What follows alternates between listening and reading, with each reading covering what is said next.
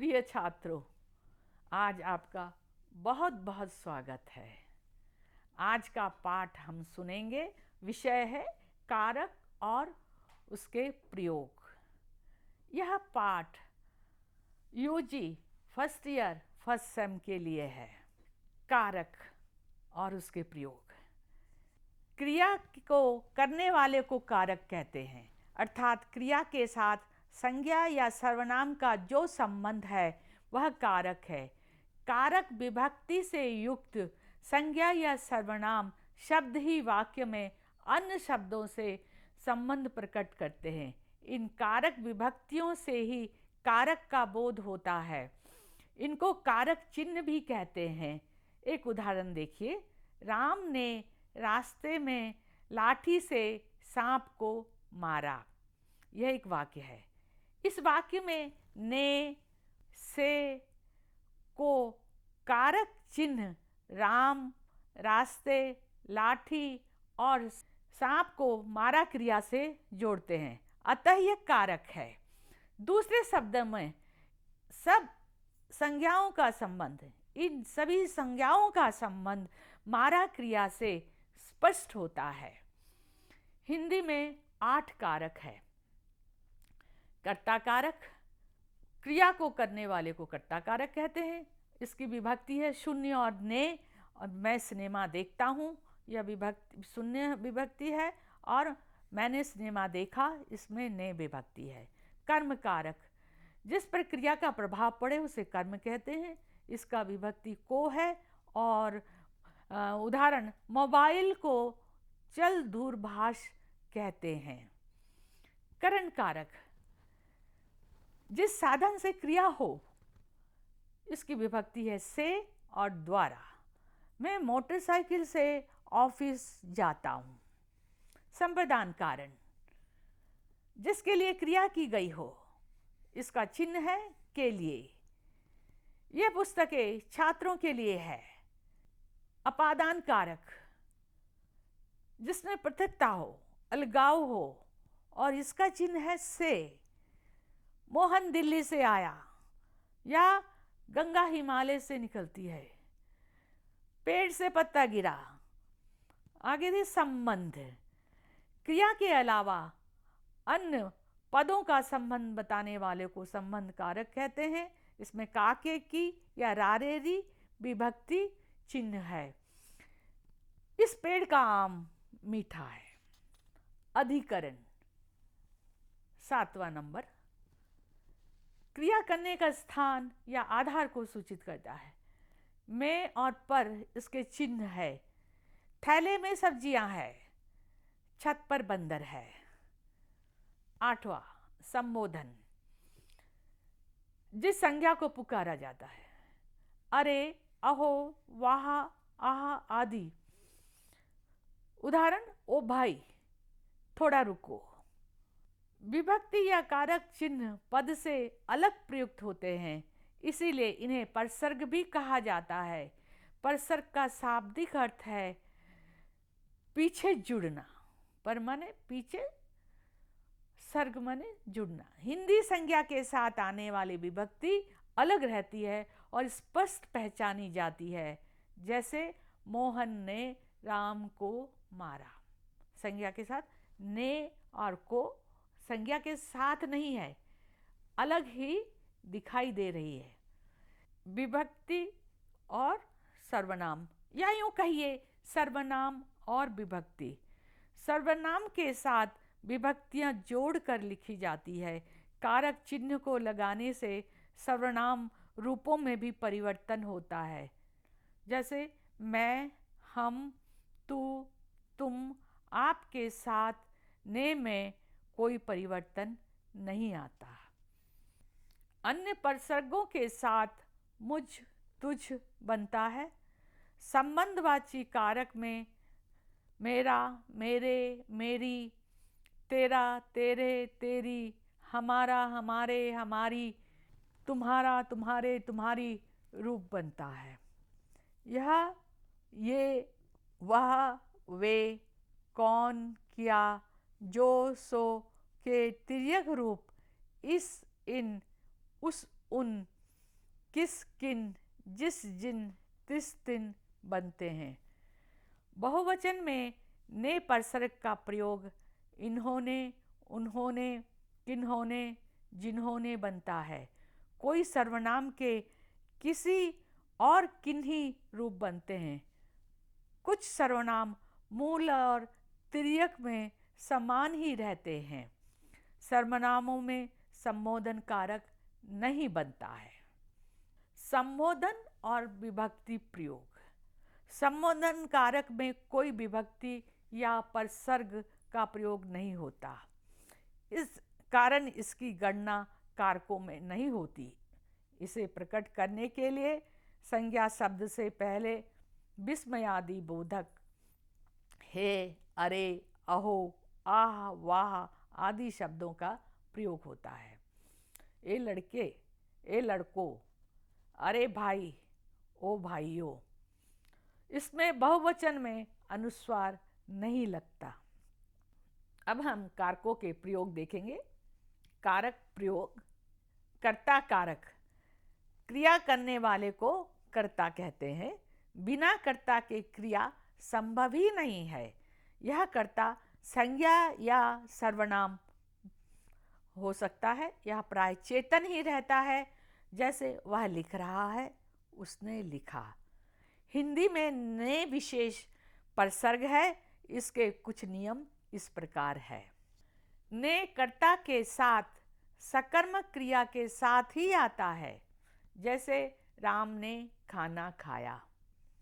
यह वर्तमान काल एवं भविष्यत काल के साथ नहीं आता। इसका प्रयोग कहाँ होता है, देखिए। कर्म कारक। क्रिया का प्रभाव या फल जिस संज्ञा या सर्वनाम पर पड़ता है उसे कर्म कारक कहते हैं। जैसे सोनू कहानी पढ़ रहा है, सीमा सितार बजा रही है, सुरेश क्रिकेट खेल रहा है। कर्म कारक भी विभक्ति रहित और विभक्ति सहित प्रयोग में आता है। उपयुक्त वाक्य में विभक्ति नहीं है। इसका कारक चिन्ह को है। जैसे राम ने रावण को मारा, पिता ने पुत्र को समझाया। कर्म की पहचान। वाक्य में कर्म की पहचान करने का उपाय यह है, क्रिया में क्या किसे प्रश्न पूछने पर जो उत्तर मिलेगा वह कर्म है। द्विकर्मक। कभी कभी वाक्य में दो कर्म मिलते हैं, जिसमें एक मुख्य और दूसरा गौण होता है। यथा सीता गाय को रोटी देती है, मां बच्चों को खाना खिला रही है, मैंने मित्र को पत्र लिखा। इसमें गाय को, बच्चों को, मित्र को गौण कर्म है तथा रोटी, खाना, पत्र मुख्य कर्म है। कुछ सर्वनामों के दो रूप प्रचलित है, देखिए। निजवाचक अपना, अपने, अपनी रूप में आता है। इसमें ना, ने, नी विभक्ति का प्रयोग होता है और उसके साथ को जुड़ता है। जैसे अपने को, अपनों को। इसे यौगिक परसर्ग भी कहते हैं। इसमें के तो जुड़ा हुआ है, को और जुड़ गया, अर्थात के प्लस को, इसलिए यह यौगिक हो गया। करण कारक। करण का अर्थ है साधन। संज्ञा या सर्वनाम के जिस रूप की सहायता से क्रिया संपन्न होती है उसे करण कारक कहते हैं। इसका कारक चिन्ह से, के द्वारा है। इसका प्रयोग निम्नलिखित अर्थ में होता है। साधन के रूप में, मैं चाकू से फल काटता हूं। क्या है साधन? चाकू। वह पेन से लिखता है। साधन क्या है? पेन। बच्चा चम्मच से खाता है। खाने का साधन क्या है? से। दूसरा देखिए, गौण कर्म के साथ इसका प्रयोग होता है। वह गिलास से दूध पीता है। शीला बोतल से पानी पीती है। पीड़ित के अर्थ में। आगे, किसान भूख से मरा, रीति के अर्थ में ध्यान से सुनो। लड़का तेजी से भागा, भय के अर्थ में रमा कुत्ते से डरती है, उसे बिल्ली से भय है। के साथ के अर्थ में माताजी दही से रोटी खाती है, मैं मक्खन से रोटी खाता हूं। यहां के साथ है, से का मतलब यहां पे के साथ। समय के अर्थ में वह रविवार से नहीं आया, बचपन से व्यायाम करना चाहिए, सुबह से बारिश हो रही है, समय की सूचना दे रहा है। कभी कभी के द्वारा भी इसी अर्थ को सूचित करती है। मोहन के द्वारा सामान भिजवाया, मेरे द्वारा चला नहीं जा रहा। से का लोप या कभी परसर का लोप भी होता है। जैसे देखिए ये से लुप्त हो गया, विभक्ति चिन्ह से इसमें प्रयुक्त नहीं हुआ है। कानों सुनी बात पर विश्वास न करें। कानों से, यहां पे से नहीं आया है, फिर भी वाक्य पूरा अर्थ दे रहा है। आगे देखिए, संप्रदान कारक, जिसके लिए क्रिया की जाती है या जिसे कुछ दिया जाता है, वह संज्ञा या सर्वनाम पद संप्रदान कारक होता है। जैसे अध्यापक छात्र के लिए पुस्तक लाए, मैं आपके लिए मिठाई लाई। इसमें पुस्तक लाने का कार्य छात्र के लिए किया गया है, अतः छात्र संप्रदान कारक है। दूसरे वाक्य में आप संप्रदान कारक है, इसका विभक्ति चिन्ह के लिए है। कभी कभी को विभक्ति भी के लिए का अर्थ देती है, जैसे भूखे को खाना दो, गरीबों को धन दो। आगे चलते हैं। अपादान कारक, अपादान कारक के भाव को प्रकट करने के लिए से विभक्ति का प्रयोग होता है। यह अलगाव के भाव को प्रकट करता है। संज्ञा या सर्वनाम जिस रूप से अलग होने, उद्गम होने या दूरी होने का भाव प्रकट हो, उसे अपादान कारक कहते हैं। इसका प्रयोग निम्नलिखित अर्थों में होता है।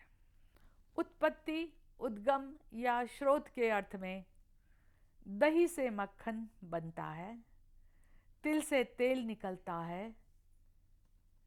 अलगाव के अर्थ में लोटा छत से गिरा, पेड़ से पत्ता गिरा, स्टेशन से गाड़ी छूटी। तुलना के अर्थ में मैं सबसे बड़ा हूं, निखिल अखिल से छोटा है। दूरी के अर्थ में घर से स्कूल निकट है। गोलकुंडा नामपल्ली से 8 किलोमीटर दूर है। अब यहाँ करण एंड अपादान का अंतर देखिए। संबंध कारक, एक संज्ञा या सर्वनाम का दूसरी संज्ञा या सर्वनाम से संबंध बताने वाले शब्द रूप संबंध कारक कहलाते हैं। इसका विभक्ति चिन्ह का के की रा रे री है। संबंध कारक का संबंध क्रिया से नहीं है, इसीलिए कई विद्वान कारकों में इसकी गणना नहीं करते हैं। इसके उदाहरण इस प्रकार है। संज्ञा उदाहरण, वेंकट की माताजी, सुरेश का घर, घर के लोग। की का के यह विभक्ति चिन्ह है। दूसरा उदाहरण है सर्वनाम के उदाहरण देखिए। मेरा घर, मेरे मित्र, मेरी गाय। इसमें रा रे री। उपयुक्त वाक्य में का के की विभक्ति चिन्ह या कारक चिन्ह दो संज्ञा शब्दों के पारस्परिक संबंध की सूचना दे रहे हैं। ये कारक चिन्ह संज्ञा या सर्वनाम के लिंग के अनुसार रूप बदल लेते हैं। जैसे स्त्रीलिंग के लिए की पुल्लिंग के लिए का तथा बहुवचन के लिए के का प्रयोग हुआ है। कुछ सर्वनामों में का के स्थान पर रा रे री का प्रयोग होता है। ये रूप इस प्रकार बनते हैं। ये कारक चिन्ह संज्ञा सर्वनाम के लिंग के अनुसार अपना रूप बदल लेते हैं। जैसे स्त्रीलिंग के लिए की, पुल्लिंग के लिए का तथा बहुवचन के लिए के का प्रयोग होता है। कुछ सर्वनामों में का के स्थान पर रा रे री का प्रयोग होता है। अधिकरण कारक संज्ञा के जिस रूप से क्रिया के आधार का बोध होता है उसे अधिकरण कारक कहते हैं। जैसे मेरे हाथ में पैसे हैं, मैं तेलंगाना में रहती हूँ, पेड़ पर चिड़िया बैठी है, मेज पर मत बैठो। इसका कारक चिन्ह मैं और पर है। पैसे कहाँ है? हाथ में। कहाँ रहती है? तेलंगाना में। चिड़िया कहाँ बैठी है? पेड़ पर। कहाँ मत बैठो? मेज पर। इस तरह मैं के विविध रूप और उसके विविध प्रयोग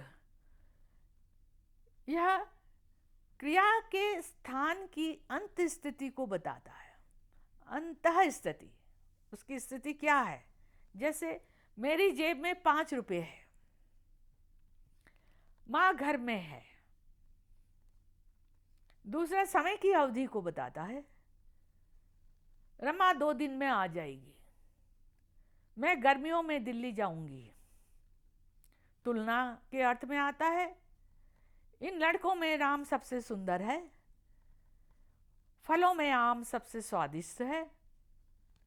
कीमत बताने के अर्थ में भी इसका प्रयोग होता है। जैसे पहले पोस्टकार्ड 5 पैसे में मिलता था, आजकल गैस 1200 रुपये में मिलता है। पर के विविध प्रयोग यह एक वस्तु की किसी वस्तु के ऊपर स्थिति की सूचना देता है। जैसे वह छत पर है, अध्यापक कुर्सी पर बैठे हैं। नंबर 2, यह दूरी की सूचना भी देता है।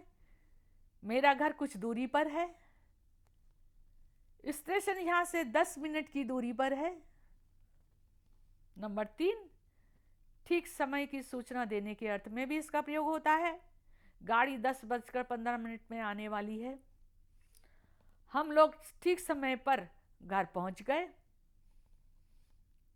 आगे चौथा नंबर, सत्यता के अर्थ में भी, अर्थात एक क्रिया होने पर दूसरी होगी, दूसरी क्रिया पहली पर निर्भर रहती है।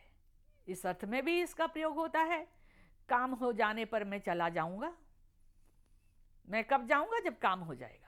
एक क्रिया दूसरी पर निर्भर है। खाना बन जाने पर बुला लेना। कब बुलाना? जब खाना तैयार हो जाए, बन जाए। तो इस तरह यह एक क्रिया दूसरी क्रिया पर निर्भर रहती है। अंत में है संबोधन कारक। संज्ञा के जिस रूप से किसी को पुकारा, बुलाया, सुनाया या सावधान किया जाए उसे संबोधन कारक कहते हैं। अरे भाई, तुम अब तक कहां थे?